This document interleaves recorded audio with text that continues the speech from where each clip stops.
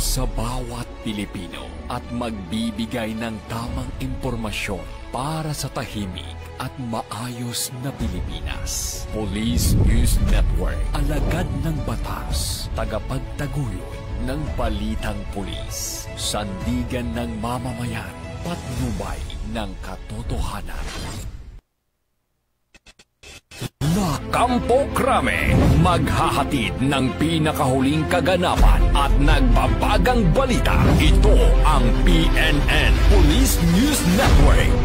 At ngayon, ang inyong mga tagapagbalita. Magandang araw, bagong Pilipinas. Ako ang inyong alagad ng batas, tagataguyod ng balitang pulis, Patrolman Julius Sam Acad. Maghahatid sa inyo ng tamang balita, kwento ng pulis at serbisyo para sa mamamayan, at ito ang PNP News Online, ang pangunahing balita ng Police News Network. Alagad ng batas, tagataguyod ng balitang pulis.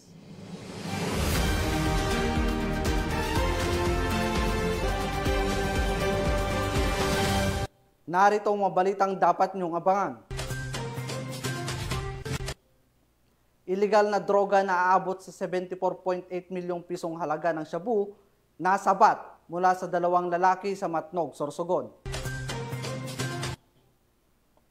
Mahigit 2 milyong pisong halaga ng puslit na sigarilyo na kumpiska sa Comelec checkpoint sa Maguindanao del Norte.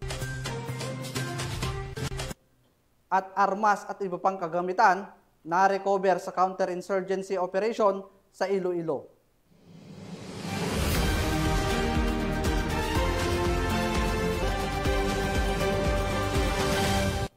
Narito ang mga balitang hatid ng ating PNN correspondents mula sa iba't ibang panig ng bansa.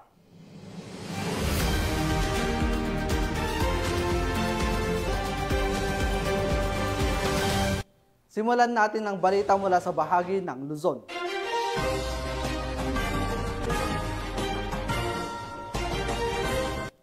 Umabot sa tinatayang 74.8 milyong halaga ng hininalang shabu ang nasabat ng mga otoridad sa kinasang operasyon laban sa 2 lalaki sa bayan ng Matnog, Sorsogon. Tinitiyak ng mga otoridad na tuloy-tuloy ang kanilang kampanya kontra iligal na droga upang mapigilan ang pagpasok ng malalaking bulto ng ipinagbabawal na gamot sa bansa. Nakatutok dyan si Patrolwoman Vanessa Sol.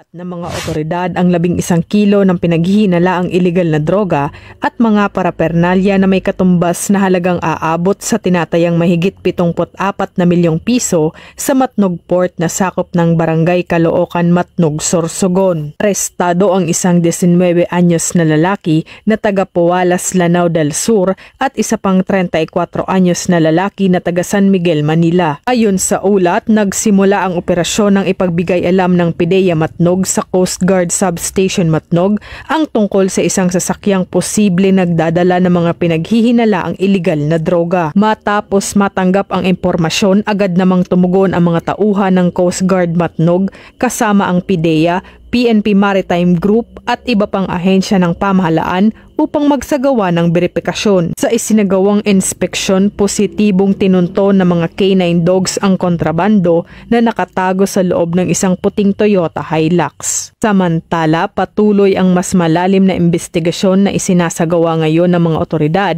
upang matukoy ang lawak ng operasyon at mapanagot ang mga sangkot sa iligal na kalakalan. Haharap ang mga ito sa kasong paglabag sa Republic Act 9165 o ang Comprehensive Dangerous Drugs Act of 2002. Mula dito sa Legazpi City, Albay, ako ang inyong PNN correspondent, Patrolwoman Vanessa Sol, alagad ng batas, tagataguyod ng balitang pulis. Maraming salamat, Patrolwoman Sol. Arestado ang tinuring na high-value individual matapos makumpiskahan ng aabot sa mahigit 1 milyong pisong halaga ng hininalang shabu sa kinasang bypass operation ng Pampanga Police. Nakipalitan dyan si Patrolwoman Lixen Reyes sa Weran. Matagumpay na naaresto ng Pampanga Police Provincial Office sa pamumuno ni Police Colonel Eugene M. Marcelo, Provincial Director, ang isang high-value individual sa isinagawang buy-bust operation sa Mabalacat City na nagresulta sa pagkakakumpiska ng tinatayang 1.39 milyong halaga ng shabu. Ayon kay Police Colonel Marcelo, nagsagawa ng operasyon ng Station Drug Enforcement Unit ng Mabalacat City Police sa Barangay Dapdap na nagresulta sa pagkakaaresto kay alias Dong, 55 anyos, kasal at isang construction worker. Nakumpiska mula sa kanya ang humigit kumulang 205 gramo ng hinihinalang shabu. Dinala ang sospek at mga nakumpiskang ebidensya sa Mabalacat City Police Station para sa tamang disposisyon at pagsasampa ng kasong paglabag sa Republic Act 9165 o Comprehensive Dangerous Drugs Act of 2002. Patuloy na nagpapatunay ang Pampanga PNP sa kanilang matatag na paninindigan para sa isang ligtas at drug-free na lalawigan. Mula dito sa Police Regional Office 3, ako ang inyong PNN correspondent, Patrolwoman Lixen Reyes A. Saweran, alagad ng batas, tagataguyod ng Balitang Pulis. Maraming salamat Patrolwoman Saweran. Nasa kote ng mga tauhan ng Manila Police District ang umano'y mastermind sa pamamaril at pagpatay sa isang babae sa Santa Cruz, Maynila matapos ang sinagawang follow-up operation. Alamin ang buong detalye ng report mula kay Patrolwoman Ivy Corporal. Naaresto ng Santa Cruz Police Station 3 Intelligence Unit sa follow-up operation ang 36 anyos na alias Punggay na itinuturing na mastermind sa pamamaril at pagpatay sa 29 anyos na si alias Enang sa Santa Cruz, Maynila. Ayon sa investigasyon ng Santa Cruz Police, kinuha ni Punggay ang isang gun for hire upang itumba ang biktima na dati umanong asset ng pulisya.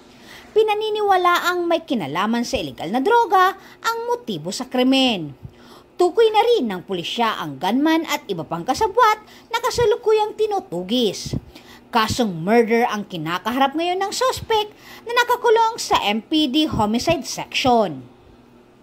Mula dito sa Camp Bagong Diwa, Bikutan, Taguig City, ako po ang inyong PNN correspondent, Patrolwoman Ivy Corporal, alagad ng batas, tagataguyod ng Balitang Pulis. Maraming salamat Patrolwoman Corporal. Isang most wanted person ang nasawi matapos ang naganap na engkwentro sa pagitan ng mga otoridad at suspect sa bayan ng Siraya, Quezon. Ang insidente ay bahagi ng mas pinaigting na operasyon ng kapulisan laban sa mga personalidad na may kinakaharap na kasong kriminal. Patrolwoman Priscel May Urbano sa report. Tinaguriang most wanted person sa lalawigan ng Quezon matapos ang isinagawang operasyon ng pulisya sa Barangay Santo Cristo, Sariaya, Quezon. Kinilala ang suspect na si alias Pitbull, residente sa bayan ng Candelaria, Quezon na may kasong murder. Ayon sa ulat ng Quezon Police Provincial Office, dakong 1:45 ng madaling araw nang isagawa ang operasyon ng mga operatiba. Sa halip na sumuko ang suspect, di umano'y nanlaban ito at nagpaputok ng baril sa mga pulis. Napilitan ng mga otoridad na gumanti ng putok dahilan ng agarang pagkamatay ng suspect. Bukod kay Pitbull, dalawa pang individual ang naabutan sa lugar. Isa sa kanila ay kinilalang si alias James, nahuli ng walang nasaktan at nasamsam ang isang short firearms. Samantala, pinaghahanap pa rin si alias Jerome na tumakas sa lugar ng insidente. Samantala, ang nahuling suspect ay nasa pangangalaga na ng Candelaria Municipal Police Station habang inihanda kasong paglabag sa Republic Act 10591 o Comprehensive Firearms and Ammunition Regulation Act. Mula dito sa PRO Calabarzon, ako ang inyong Police News Network correspondent, Patrolwoman Priscel May T. Urbano, alagad ng batas, tagataguyod ng Balitang Pulis. Maraming salamat Patrolwoman Urbano. Bumagsak sa kamay ng mga otoridad ang isang lalaking nakatalang top 9 most wanted person sa reyon dahil sa kasong qualified rape sa sinagawang operasyon ng pulisya sa bayan ng San Manuel, Isabela. Magbabalita dyan si Patrolwoman Rachel Ladesma. Ng otoridad ang ikasyam sa listahan ng Regional Most Wanted Person sa Cagayan Valley dahil sa kasong qualified rape ng isang minor de edad sa isinagawang operasyon sa Barangay Santa Cruz, San Manuel, Isabela noong ika-25 ng Agosto taong kasalukuyan. Kinilalang suspect na si alias Ethan, 39 na anyos, may asawa, isang magsasaka at residente ng nabanggit na bayan. Ikinasang matagumpay na operasyon sa pamamagitan ng pinagsanib na persa ng Quezon Police Station at iba pang hanay ng Isabela Police Provincial Office at Regional Mobile Force Company. Ang warrant of arrest laban sa suspect ay inilabas noong 30 ng Hulyo taong kasalukuyan ng Regional Trial Court Branch 2 at walang inirekomendang piyansa para sa akusado. Ayon kay Police Brigadier General Roy B. Pareña, Regional Director ng Police Regional Office 2, ang pagka-aresto sa suspect ay patunay ng walang humpay nating kampanya para sa hustisya ng mga biktima ng karumal-dumal na krimen. Samantala, hindi titigil ang Police Regional Office 2 hanggat ang lahat ng mga wanted persons, lalo na yaong mga akusado ng pang-aabuso sa kababaihan at kabataan, ay hindi naiharap sa batas dahil ito ay malinaw na patunay na ang ating kapulisan ay may matatag na paninindigan sa pagbibigay proteksyon sa mga mahihina at pinaka-vulnerableng sektor ng ating lipunan. Mula dito sa Lambak ng Cagayan, ako ang inyong PNN correspondent, Patrolwoman Rich Ledesma, alagad ng batas, tagataguyod ng Balitang Pulis. Maraming salamat, Patrolwoman Ledesma. Dumalo si Police Brigadier General Dindo Reyes, Regional Director ng Police Regional Office 1 sa ginanap na Selection Committee meeting para sa Top Most Outstanding Police Officer sa La Union 2025 na idinaos sa Provincial Capital sa lungsod ng ito. Police Staff Sergeant John Del Supremo sa report. Na kategory natin. Dumalo si Police Brigadier General Dindo R. Reyes, Regional Director ng Police Regional Office 1, sa Selection Committee meeting para sa 10 Most Outstanding Police Officers in La Union 2025 na ginanap sa BAC Conference Room, Provincial Capital, lungsod ng San Fernando, La Union, nito lamang Agosto 27, 2025. Pinangunahan ni Police Brigadier General Reyes ang pagsusuri sa mga natatanging nagawa ng mga nominado, partikular sa pagpapanatili ng kapayapaan, kaayusan at kaligtasan sa buong lalawigan. Sa kanyang mensahe, hinimok niya ang mga kapulisan na huwag tumigil sa pagpapabuti ng kanilang serbisyo at palaging magsikap na maging huwaran sa kanilang tungkulin. Samantala, bahagi ito ng pulisiya ng Provincial Government of La Union na kilalanin ng mga natatanging pulis sa pamamagitan ng yearly search for the 10 outstanding policemen sa lalawigan ng La Union. Isang patunay ito na ang sakripisyo at dedikasyon ng ating mga alagad ng batas ay patuloy na kinikilala at pinahahalagahan ng pamahalaan at ng mamamayan. Mula dito sa Ilocos Region, ako ang iyong PNN correspondent, Police Staff Sergeant John Del Supremo, alagad ng batas, tagataguyod ng Balitang Pulis. Maraming salamat, Staff Sergeant Supremo. Nagsagawa ng lecture ukol sa anti-terrorism law at bomb threat awareness ang mga tauhan ng Police Regional Office Mimaropa para sa mga kabataan sa bayan ng Taytay, Palawan. Yan ang balitang hatid ni Patrolwoman Christine Lorenzo.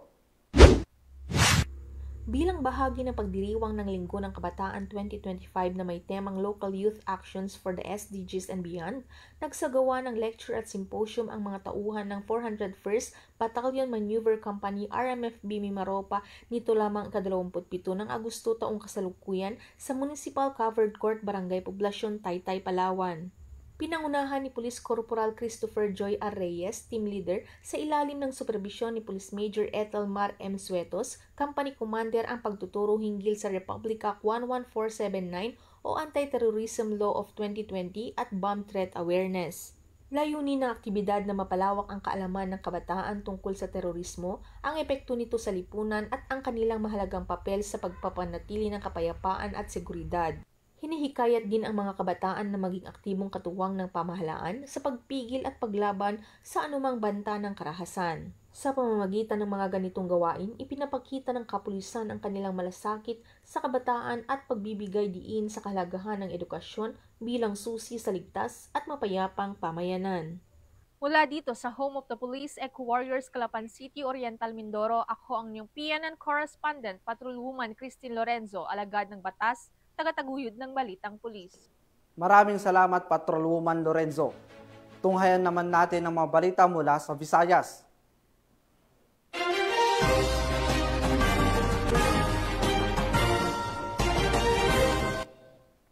Na-recover ang iba't ibang uri ng armas at kagamitan ng mga tauhan ng PNP Special Action Force, katuwang ang Philippine Army sa isinagawang counterinsurgency operation sa bayan ng Haniway, Iloilo.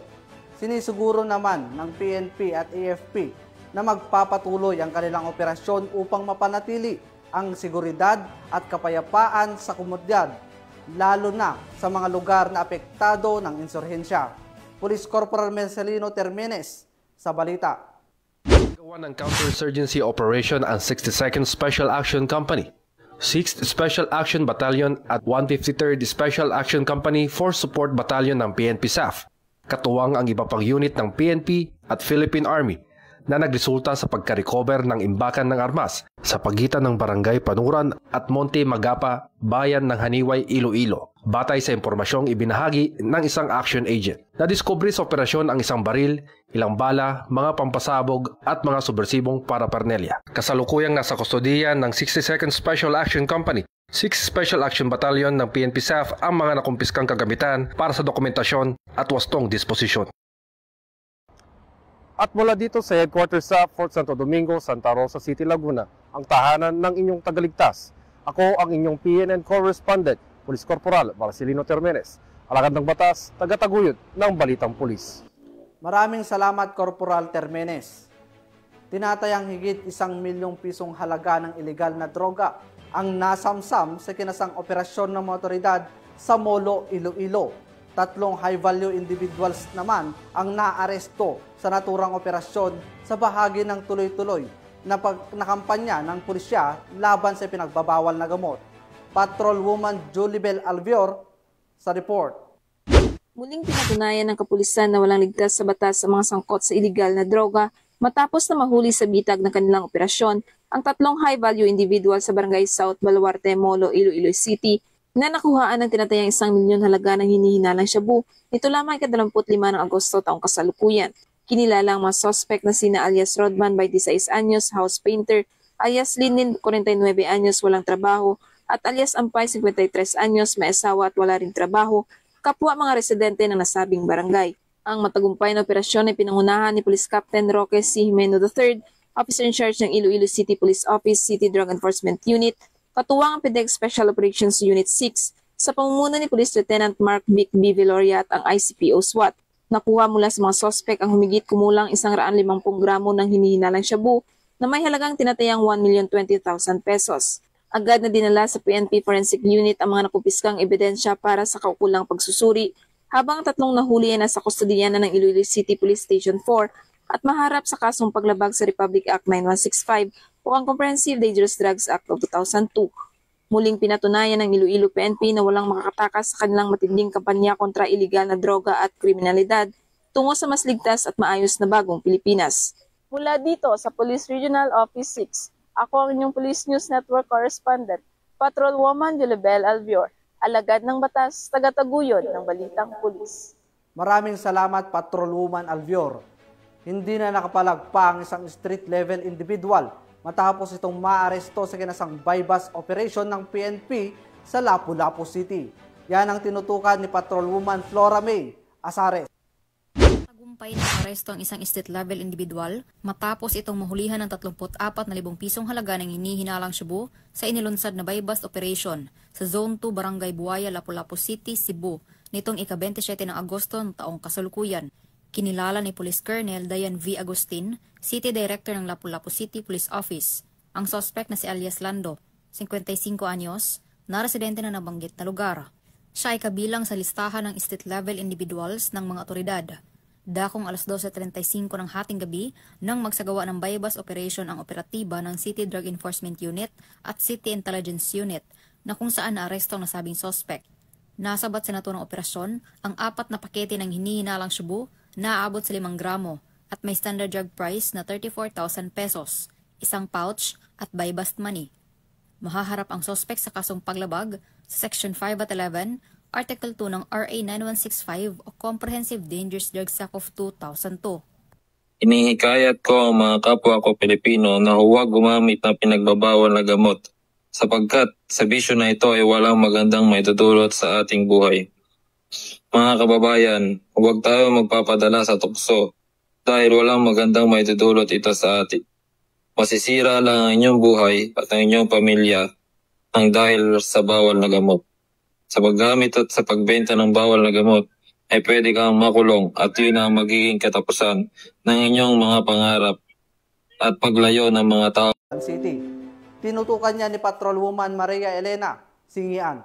Ng mga autoridad ang isang street-level individual sa ikinasang bypass operation sa Barangay 51 Esperas Avenue, Magallanes, Tacloban City. Bandang 1:24 ng madaling araw ng ikasang operasyon ng mga tauhan ng Tacloban City Police Station 2 sa koordinasyon sa Philippine Drug Enforcement Agency 8. Nakumpiska sa suspek ang 10 pakete ng hinihinalang shabu na may tinatayang timbang na 9 na gramo na nagkakahalaga ng 61,200 pesos, isang genuine 500 peso bill na ginamit bilang bypass money at isang coin purse. Mahaharap ang suspek sa kasong paglabag sa Section 5 at 11 Article 2 ng RA 9165 o Comprehensive Dangerous Drugs Act of 2002. Ang matagumpay na operasyon ay bunga ng pagpapaigting ng Tacloban City PNP, katuwang ang iba pang ahensya ng gobyerno sa kampanya laban sa ilegal na droga upang matiyak ang kaayusan at kapayapaan sa nasasakupan. Dahil sa bagong Pilipinas, ang gusto ng pulis, ligtas ka. Mula dito sa Eastern Visayas, ako ang inyong PNN correspondent, Patrolwoman Maria Elena Singian, alagad ng batas, tagataguyod ng balitang pulis. Maraming salamat, Patrolwoman Singian. Narito naman ang mga balita mula sa bahagi ng Mindanao.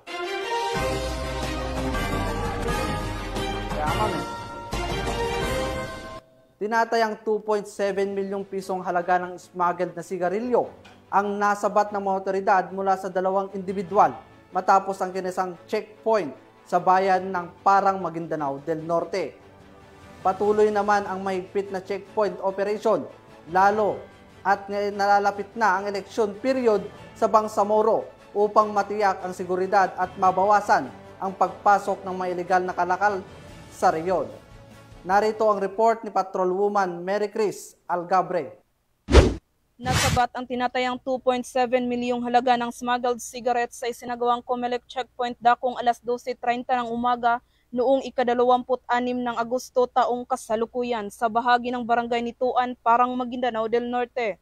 Kinilala ni Police Major Radzack S. Mosa, Chief of Police ng Parang Municipal Police Station, ang mga naarestong suspect na sina alias Ben, 45 anyos, residente ng Hulusulu, at alias Roland, 47 anyos at residente ng Ipil, Zamboanga, Sibugay. Sa naturang operasyon, nasamsamang nasa 150 kahon ng smuggled cigarettes na kinabibilangan ng 30 kahon ng Fort at 120 kahon ng Berlin na tinatayang nagkakahalagang 2,700,000 pesos. Nabigo ang mga suspect na magpakita ng kaukulang dokumento para sa kanilang kargamento, dahilan upang agad silang arestuhin sa paglabag sa Republic Act 10863 o Anti-Smuggling Act at Republic Act 10643 o Graphic Health Warning Law. Ang mga suspect ay kasalukuyang nasa kustudiya ng Parang Municipal Police Station habang ang mga nakumpiskang kontrabando ay na-turn over na sa Bureau of Customs para sa tamang disposisyon. Ang operasyong ito ay bahagi ng kampanya kontra smuggling. Hinimok ng kapulisan ng publiko na makipagtulungan sa pagbibigay ng impormasyon at tiniyak na magpapatuloy ang operasyon para sa ligtas at maayos na kalakalan sa Bangsamoro. Mula rito sa rehiyon ng Bangsamoro, ako ang inyong Police News Network Correspondent, Patrolwoman Mary Chris Algabre, alagad ng batas, tagataguyod ng balitang pulis. Maraming salamat, Patrolwoman Algabre. Isang top 6 most wanted person, provincial level ang nahuli ng PNP Highway Patrol Group Davao del Sur sa kinasang Manhunt Charlie Operation sa Barangay Tokawal, Alabel, Sarangani Province. Ang report mula kay Patrolman Mark Roland Feliciano. Walang takas ang isang lalaki na top 6 most wanted person provincial level na may kasong rape at violation under Republic Act 7610 o Special Protection of Children Against Abuse, Exploitation and Discrimination Act sa ikinasang Manhunt Charlie Operation ng mga tauhan ng Regional Highway Patrol Unit 11 sa Barangay Tokawal, Alabel, Sarangani Province nitong nakarang araw. Kinilala ang suspect na si alias Roman, 21 taong gulang na taga Davao del Sur. Nagbigay naman ng pahayag si Police Captain Francis Jantakan sa nasabing operasyon. Ang Provincial Highway Patrol Team Davao del Sur ay matagumpay na naisagawa ang Manhunt Charlie Operation sa Barangay Tokawal, Alabel, Sarangani Province.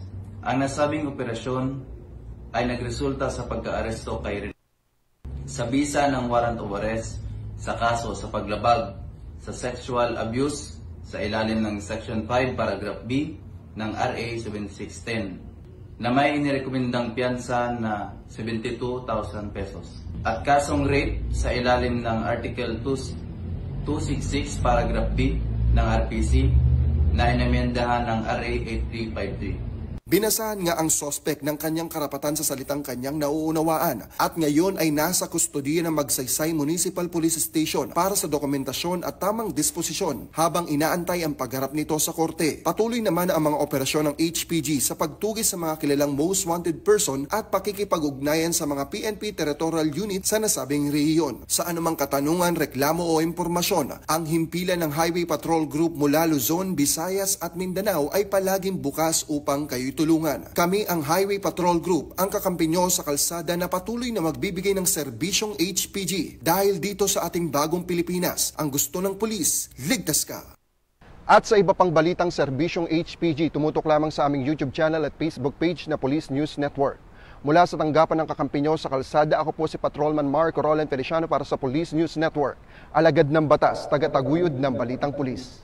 Maraming salamat, Patrolman Feliciano. Arestado ang isang individual matapos ang matagumpay na drug by bus operation na ikinasa sa Tacurong City Police sa Sultan Kudarat. Magbabalita dyan si Patrolwoman Berlin Jean Cabunilas. Ng Sultan Kudarat PNP ang isang street-level individual sa isinagawang by-bus operation sa Barangay D. Lidesma, Tacurong City, Sultan Kudarat, nito lamang ika-26 ng Agosto, 2025.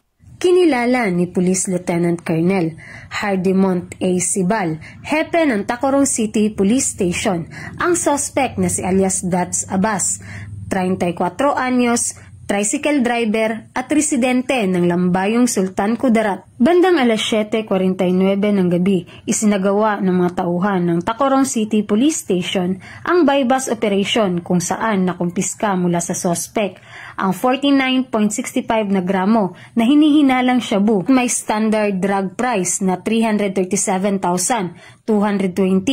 Kumpiskado din ang mga iba pang non-drug items. Kasalukuyang nasa kustodiya na ng Tacurong City Police Station ang suspect at mahaharap sa kasong paglabag sa RA 9165 o Comprehensive Dangerous Drugs Act of 2002. Samantala, patuloy ang Tacurong PNP sa mga operasyon upang masugpo ang bintahan ng iligal na droga sa syudad.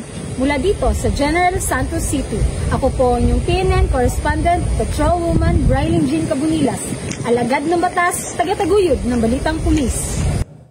Maraming salamat, Patrolwoman Cabunilas. Matagumpay na naisagawa ng Police Regional Office 9 ang Collaborative Stakeholders Forum na nakatuon sa pagpapatupad ng pagpapalakas ng PNP 5-Minute Response Policy. Yan ang report na Patrolwoman Luis Marie Conde. Na naisagawa ang Collaborative Stakeholders Forum kaugnay sa PNP Quick Response Strategy na ginanap sa Multipurpose Hall ng Camp Colonel Romeo A. Abendan, Mercedes, Zamboanga City. Nito lamang ika-27 ng Agosto taong kasalukuyan. Pinangunahan ni Police Brigadier General Eleazar P. Mata, Regional Director Region 9, ang pagpirma sa Pledge of Commitment and Support Collaborative Stakeholders Forum. Dinaluhan din ito ng iba't ibang opisyal ng gobyerno at mga stakeholder na sumusuporta sa mabilis na pagresponde sa mga krimen upang mas maging ligtas at tahimik ang komunidad. Layunin ng nasabing aktibidad na maglatag ng mga konkretong hakbang tungo sa pagpapanatili ng kapayapaan, kaayusan at kaunlaran sa iba't ibang panig ng bansa. Mula dito sa Zamboanga Peninsula, ako ang inyong PNN Correspondent, Patrolwoman Luis Marie Conde, alagad ng batas, tagataguyod ng balitang pulis. Maraming salamat, Patrolwoman Conde. At yan ang mga balitang nakalap ng ating PNN correspondents mula Luzon, Visayas at Mindanao. Sa ngalan ng pamunuan ng Philippine National Police, sa pangunguna ni Acting Chief PNP Police Lieutenant General Jose Melencio Manartates Jr. at sa pamumuno ni President Ferdinand Bongbong Marcos Jr., kami ay maglilingkod sa bawat Pilipino at magbibigay ng tama at balansing balita. Dahil dito, sa bagong Pilipinas, ang gusto ng pulis, ligtas ka. Mula rito sa tanggapan ng tagapag-ugnay ng Pambansang Pulisya, ako ang inyong alagad ng batas, tagataguyod ng Balitang Pulis, Patrolman Julius Samakad, at maghahatid sa inyo ng tamang balita, kwento ng pulis at serbisyo para sa mamamayan, at ito ang PNP News Online, ang pangunahing balita ng Police News Network.